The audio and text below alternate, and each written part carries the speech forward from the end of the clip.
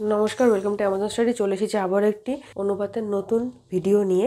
আজকের এপিসোডে আমি অনুপাত নিয়ে আলোচনা করব। এই অঙ্কগুলো আমি পশ্চিমবঙ্গ মধ্যশিক্ষা পর্ষদ প্রণীত সপ্তম শ্রেণী গণিত পেপার অঙ্ক বই থেকে আলোচনা করেছি। পৃষ্ঠা 44-এর কোষে দেখি 3, সেখান থেকে অঙ্কগুলো নেওয়া। আগের এপিসোডে আমি বাকি অঙ্কগুলো নিয়ে আলোচনা করেছি। আজকে 9 নম্বর থেকে দেখাচ্ছি। 7 আর 8 নম্বর অঙ্কটার কোনো প্রয়োজন নেই। 9 নম্বর থেকে কন্টিনিউ করছি। অঙ্ক শুরু করার আগে অঙ্কটাকে খুব ভালো করে পড়ে নিই। দুটো শরবতে সিরাপ ও জলের অনুপাত 2:5, 6:10। কোনটি বেশি মিষ্টি দেখি। অঙ্কটা তো খুবই সোজা। আগে দুটোর অনুপাত মানে লঘিষ্ঠ আকারে আগে বের করে নিই। প্রথম শরবতে সিরাপ ইস্টু জল আছে 2:5, মানে 2 অংশ সিরাপ আর 5 অংশ জল।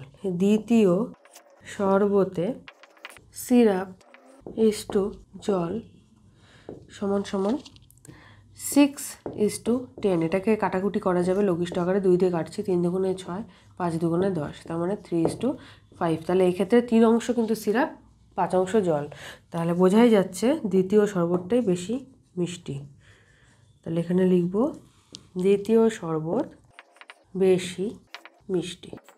চলে যাচ্ছে 10 নম্বর অঙ্কে। জল জমে বরফ হলে আয়তন 10% বাড়ে।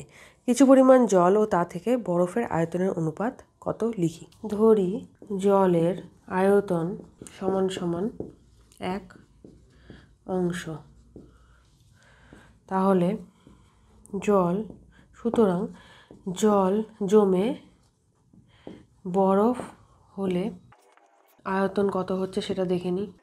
জল জমে বরফ হলে আয়তন হবে 1 অংশ তো থাকবেই, তার সাথে আরও কত 10% বেড়ে যাচ্ছে, তার মানে যোগ 10/100। তাহলে অংশে হয়ে গেল শতকরা থেকে। শতকরাকে অংশে পরিণত করতে গেলে যেটা থাকে তাকে 100 দিয়ে ভাগ করে দিলেই হয়ে যায়। তাহলে এখান থেকে একটা শূন্য কেটে গেলে 1/10 আসলো, 1 + 1/10। এখান থেকে কত আসলো 10 + 1/10, 11/10 অংশ। সবগুলোতে একক লিখতে হবে। এবার অনুপাত বের করতে হবে। সুতরাং জল ইস্টু বরফ সমান সমান কত আসবে 1:11/10, তার মানে 10:11। উত্তর কিছু পরিমাণ জল ও তা থেকে বরফের আয়তনের অনুপাত 10:11। চলে যাচ্ছে এবার 11 নম্বর অঙ্কে। আমার বয়স 12 বছর ও আমার বাবার বয়স 42 বছর। দুজনের বয়সের অনুপাত কত দেখি। আমার বয়স একবারেই লিখছি। আমার বয়স 12 বছর দেওয়া আছে। আমার বয়স ইস্টু আমার বাবার বয়স সমান সমান 12:42। এখানে একক লেখার কোনো প্রয়োজন নেই, দুটোই একই একক আছে, কাটাকাটি হয়ে যাবে। 3 দিয়ে কাটছি, 6 দিয়ে কাটছি। 6 দুগুণে 12, 6 7 42, 2:7। উত্তর দুজনের বয়সের অনুপাত সমান সমান 2:7। এবার হলো 12 নম্বর। প্রীতমের গল্পের বই ও পড়ার বইয়ের সংখ্যার অনুপাত 2:5। গল্পের বই 4টি হলে পড়ার বই কতগুলি আছে হিসাব করি। তো পড়ার বই কতগুলো আছে সেটা বের করতে বলেছে। গল্পের বইটা এখানে সংখ্যাটা দেওয়া রয়েছে। ধরি, আমি এটা অন্যরকমভাবে করছি। ধরি পড়ার বই আছে সমান সমান XT।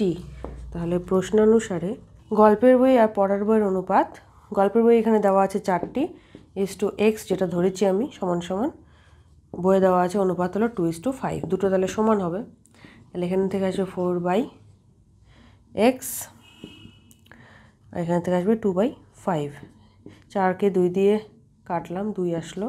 তাহলে x = কোনাকুনি গুণ করলাম 10।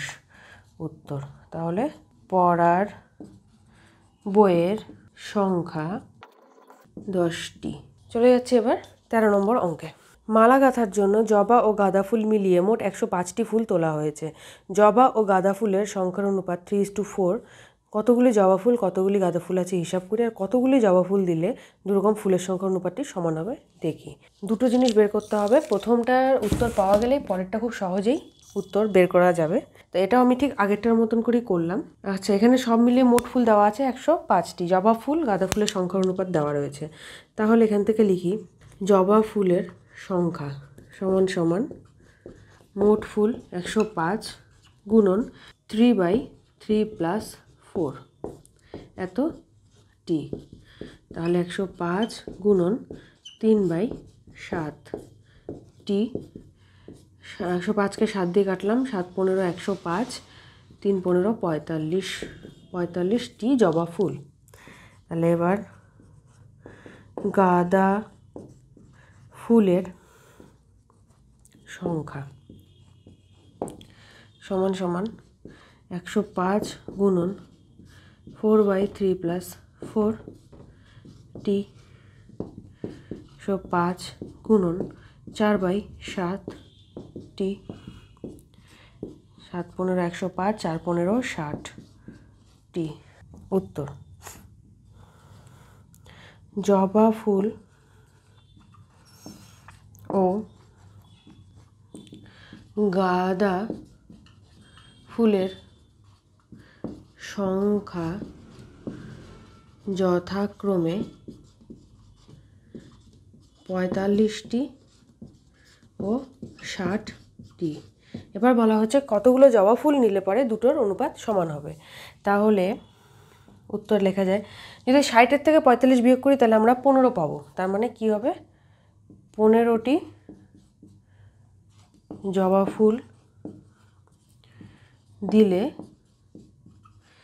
দু রকম ফুলের অনুপাত সমান হবে। বললাম না, প্রথমটার উত্তর যদি পাওয়া যায় পরেরটা খুব সহজেই লেখা যাবে।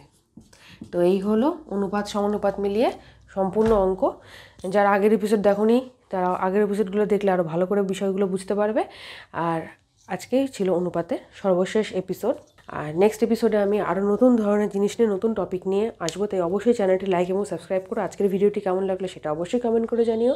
সাথে থাকো, দেখতে থাকো অ্যামাজন স্টাডি।